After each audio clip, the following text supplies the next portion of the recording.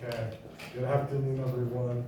My name is Caleb, and I want to ask you, have you ever tried to draw someone's face before, but struggled to do so and you couldn't figure out why?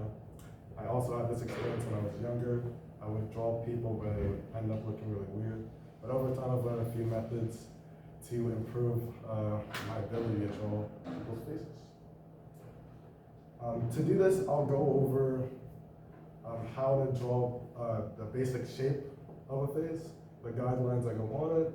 Then I'll show you how to draw the facial features on those guidelines as well as the details such as shading. To add on to when I was younger, I would practice by studying other artists, getting feedback from other artists, and watching instructional videos on YouTube to improve my art. And first, we can begin drawing the face now. To draw the face, you really don't. You want to simplify the shape. And to begin with, you want to draw a circle for the cranium, and then you want to extend and taper down to make a jaw. Now, this is a very rushed one, but that's basically what it should look like. To divide the face and make guidelines, you first want to make one line through the middle. This is where your eyes sit. You go up a little higher, you get where your eyebrows sit. One half from your eyebrow to your chin is where your nose sits. One half from your nose to your mouth. One half from your nose to your chin is where your mouth sits. And then you have a fully divided face, and that's where all your facial features will sit.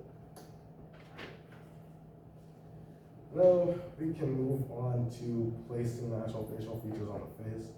And I'll simplify how you draw each one, beginning with the eyes.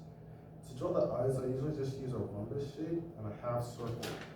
This is very rigid, so you can always smooth it out, making a much softer, realistic eye, although it's not very realistic, and this looks bad. So when you place the eye on the eye line, you want to have a gap about one eye's distance for each other. And then for the nose, I would use a wide downwards arrow. If you look at your own nose, you'll actually see that shape visible there. Although noses do change depending on what the person looks like, this is a simplified version. If you want to draw the mouth, I usually keep it really simple. Just make it like one line, a very quick line. And then for the ears, you go from the eye line to the nose line. You'll get something like that. It's a half circle, by the way, which is very simple. And then for the eyebrows, you can draw two rectangles that are curved. If you look at your own eyebrows and when people are talking to you, you'll see how expressive they are and how they change, and that's how it will change the expression of the person you're drawing. So, mine has some ferocious eyebrows. Moving on to the neck. It's basically just a cylinder behind the chin. It's not that hard, it's just two lines. And finally, we can move on to the details such as hair and shape. To draw the hair, you just want to think of it as an exaggerated shape, a giant, big shape. And for individual parts, you don't want to focus too much on each individual strand, more of just the clumps. And a good way to clump them together are bananas, if you ever think about it. Each strand of hair could be thought of as like a banana coming off the head, although this does change with hair type, so you can keep that in mind.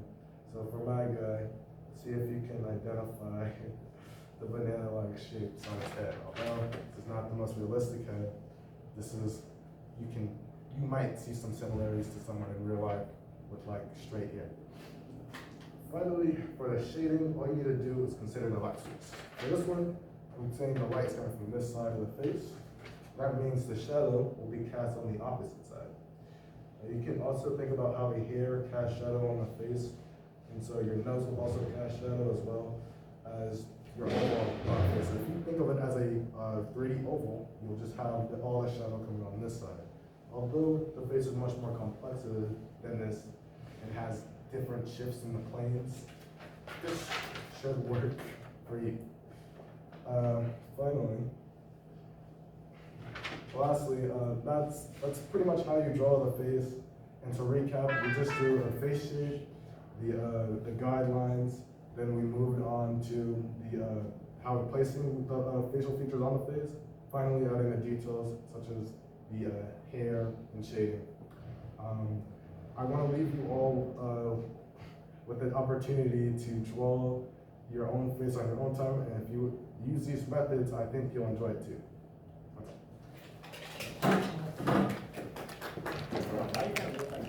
5:20.